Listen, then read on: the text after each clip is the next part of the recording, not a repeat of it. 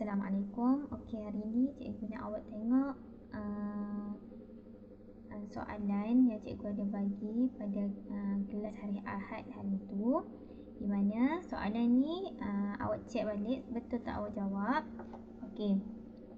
Ni lebih kurang soalan yang contoh cikgu bagi tu, iaitu yang pertama, soalan ni adalah rajah di bawah terhasil daripada gabungan tiga bentuk.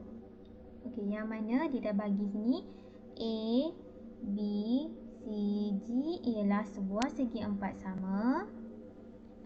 C, D, E, G ialah sebuah trapezium. Dan A, G, E, F ialah sebuah segi empat selari. Dia meminta untuk kita hitung jumlah luas bentuk tersebut. Okey, kalau sebelum ni kita dah tahu luas bagi segi empat selari, segitiga dan juga trapezium, dan satu lagi layang yang tak ada dalam soalan ni.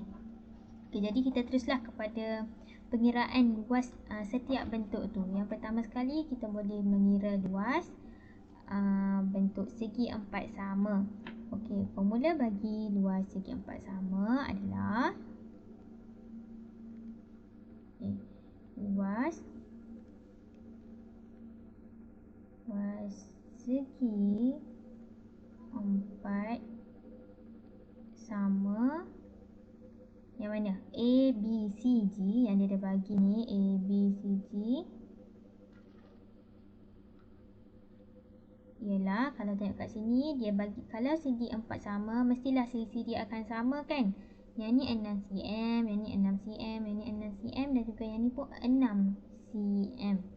Jadi formula bagi segi empat sama adalah panjang darab lebar, iaitu 6 darab 6 akan dapat 36 cm persegi. Okey, seterusnya untuk mencari luas trapezium. C yang mana? C, D, E, G ialah trapezium. Jadi kita kena keluarkan formula trapezium, iaitu luas trapezium yang mana C, D, E, G. Okey ni titik-titik yang ni sama dengan 1/2 darab hasil tambah sisi selari. Okey, kalau tengok darab tinggi. Okey, yang mana sisi selari? Okey, yang ni lah. Okey, yang ni dengan yang ni. Okey, sisi selari yang ni. Okay, kita dah tahu kat sini 6 cm dan sini pun dia dah ada bagi 10 cm. Dan untuk tinggi macam biasalah, kalau sini 6 cm, kita dapat tahulah nilai dekat sini, di mana 10 tolak 6 akan dapat 4 cm. Jadi 1/2 darab hasil tambah sisi selari adalah 6 tambah 10 darab tinggi dia, yang ni samalah dengan yang ni, 4 cm akan dapat 32 cm persegi. Okey, untuk cari luas segi empat selari, kita guna formula segi empat selari lah. Yang mana sebelum ni kita tahu segi empat selari formula dia adalah panjang tapak darab dengan tinggi. Okey, yang ni tinggi ya. Okey, yang ni panjang tapak dia lah, FEF ni.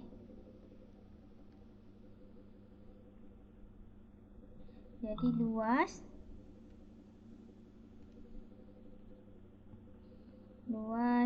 segi empat selari sama dengan panjang tapak darab tinggi, iaitu panjang tapak dia berapa?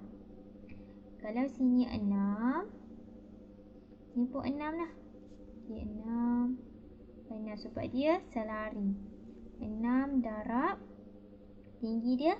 Okey, tinggi dia berapa? tinggi dia kalau awak perhatikan, panjang di sini dengan di sini adalah 10 cm keseluruhan. Kita dah tahu sini 6. Kalau sini mestilah 4. 6 tambah 4, 10. Jadi tinggi dia 4. Jadi 6 darab 4 sama dengan 24 cm persegi. Okey, kita baru tahu luas bagi setiap bentuk ni. Jadi untuk dapatkan luas bentuk kesemuanya adalah kita kena tambah luas bentuk sama dengan 36 tambah 32 tambah 24, maka kita akan dapat 92 cm persegi. Okey, untuk soalan yang kedua, kita baca soalan dia iaitu PSTU dan PQWV ialah segi 4 tepat. Okey, yang mana okey, kita tengok satu-satu iaitu PSTU TU ialah segi 4 tepat dan juga PQWV adalah segi 4 tepat. Yang ni segi 4 tepat dengan keseluruhan bentuk ni. Dan seterusnya dia ada bagi QRV, masing-masing ialah titik tengah Q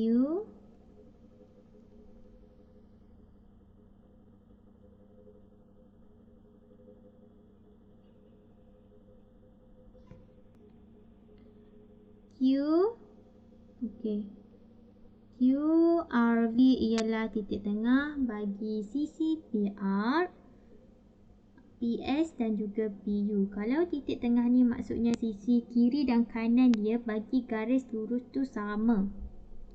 Okey, kita tengok Q titik tengah bagi PR. Yang ni akan samalah nilai ni sebab Q ni titik tengah bagi PR.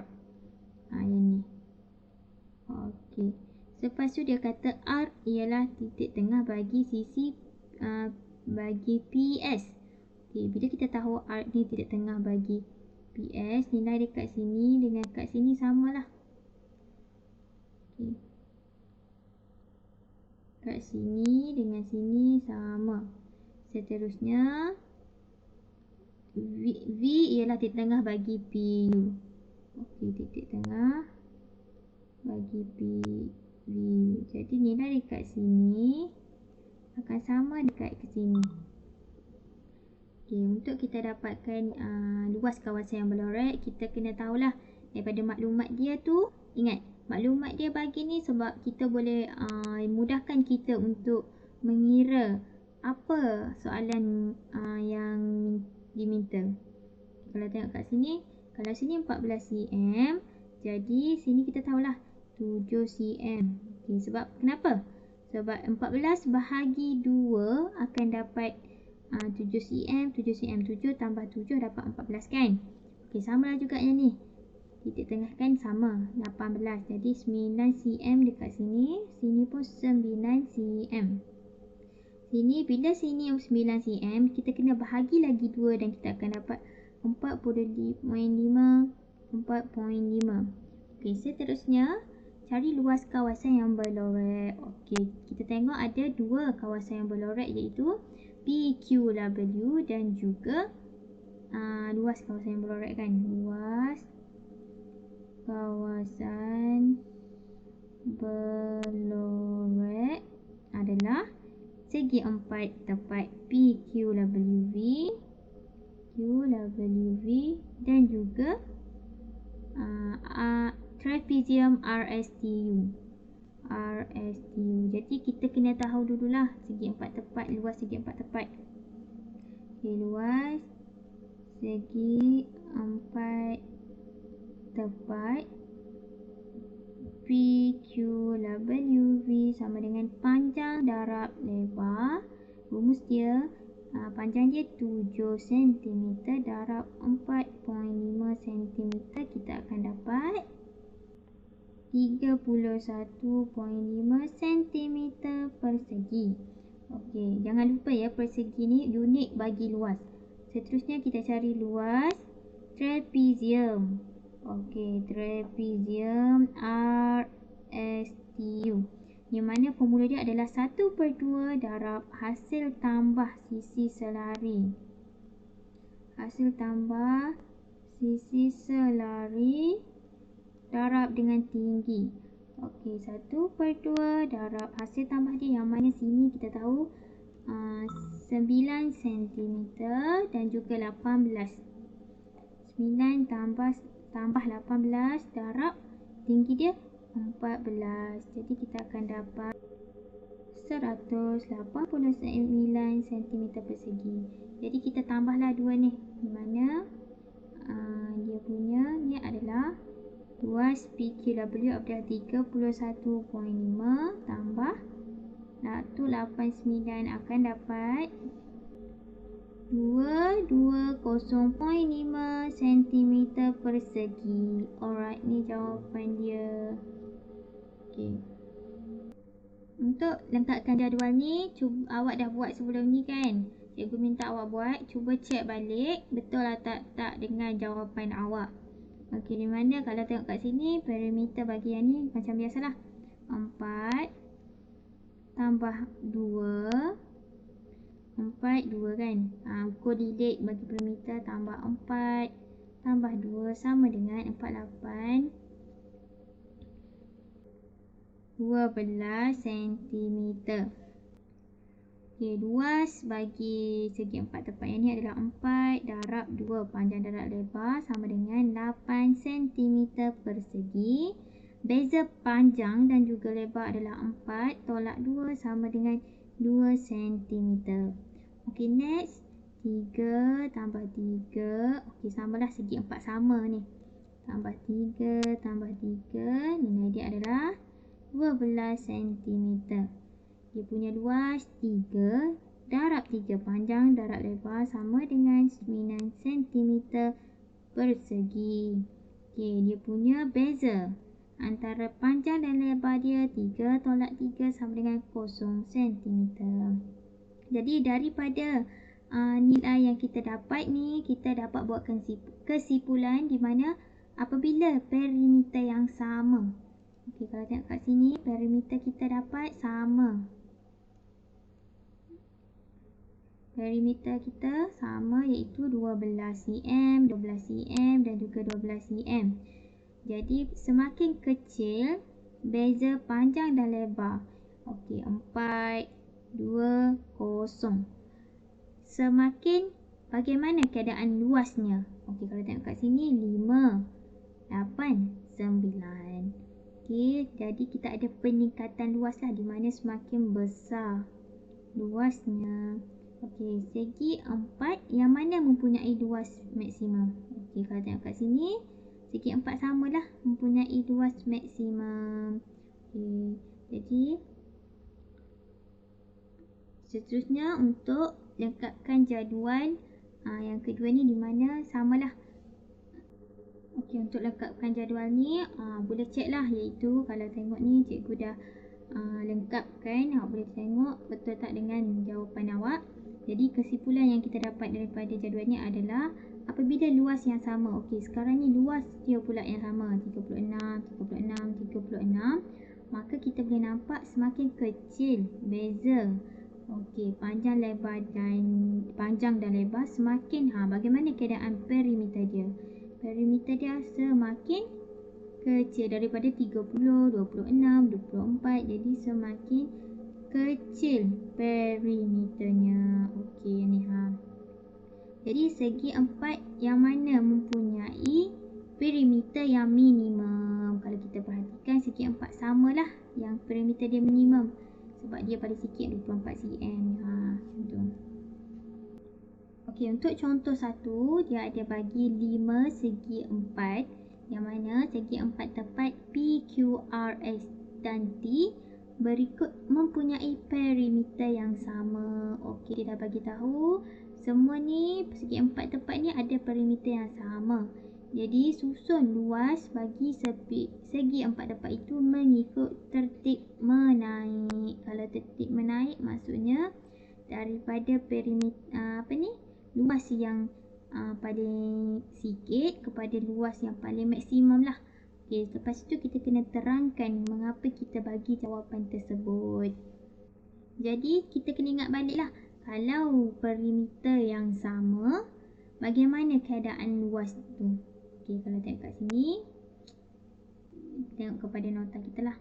Okey, apabila perimeter yang sama, kita tengok kalaulah beza antara panjang dengan lebar dia semakin kecil, maka luas dia semakin besar.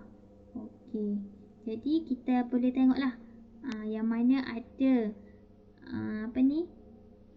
beza dia yang paling sikit, maka luas dia paling besar. Okay, kita tengok sini.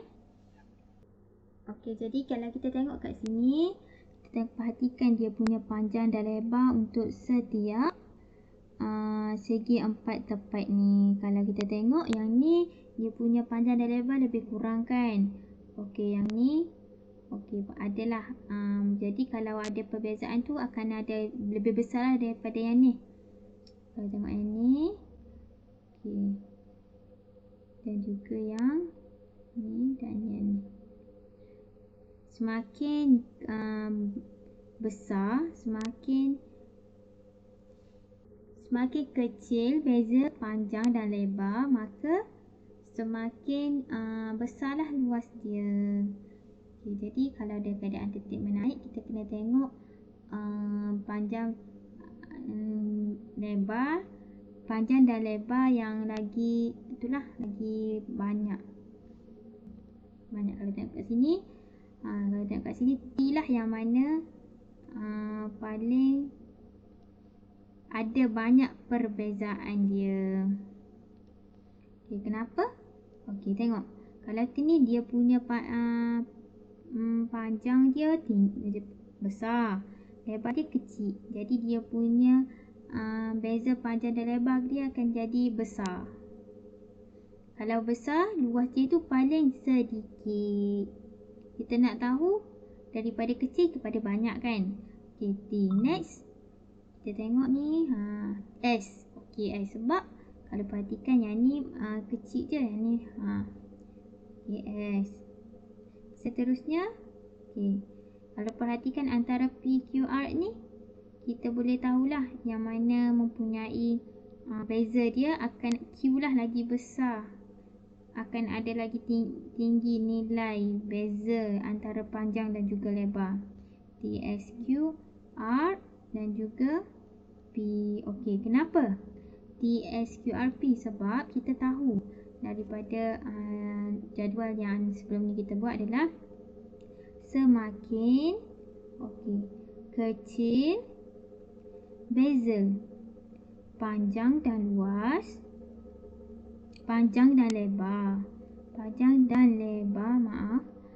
maka semakin besar luas dia, segi empat tersebut. Okey, nak cakapnya P ni dia punya luas dia paling tinggi. Yang paling rendah adalah T sebab dia punya beza dia banyak. Okay, next kita tengok kepada contoh 2 lah, yang mana dia ada bagi segi empat tepat juga, P, Q, R, S, T.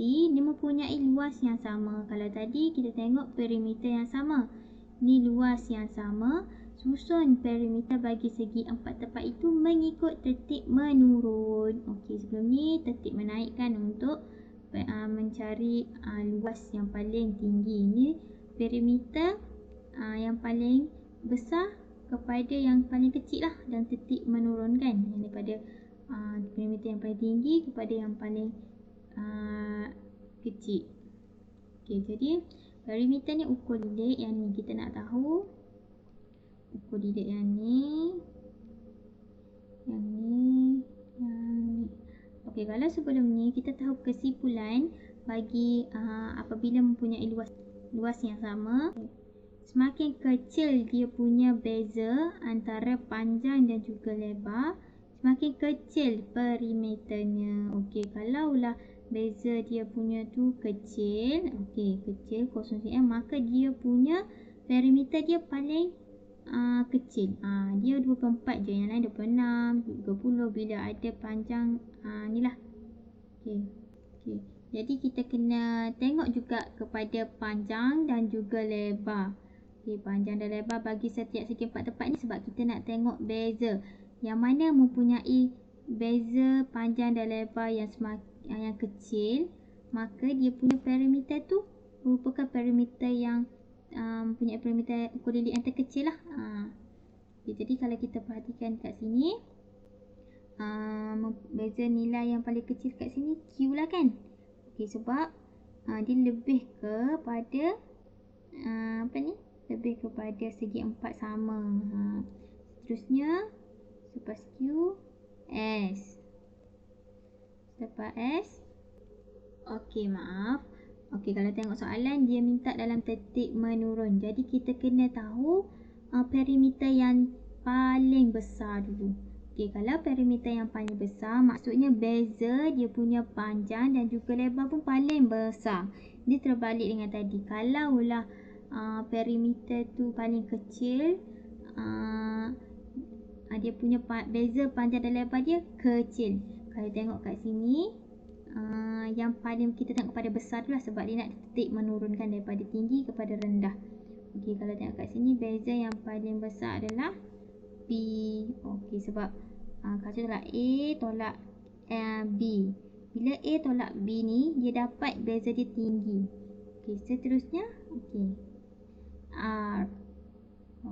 R dengan T lagi besar, nampak dia R adalah PR. Seterusnya T dan S, Q. Kenapa? Sebab semakin besar beza antara panjang dan lebar, semakin besar perimeternya.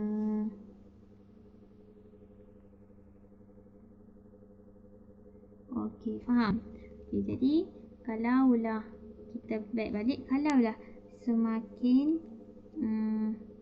kecil, beza, jawapan dia yang ni ya, ni cikgu nak terangkan balik. Beza antara panjang dan lebar semakin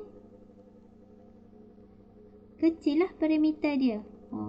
Yang ni merujuk kepada yang P ni. Yang P, yang Q.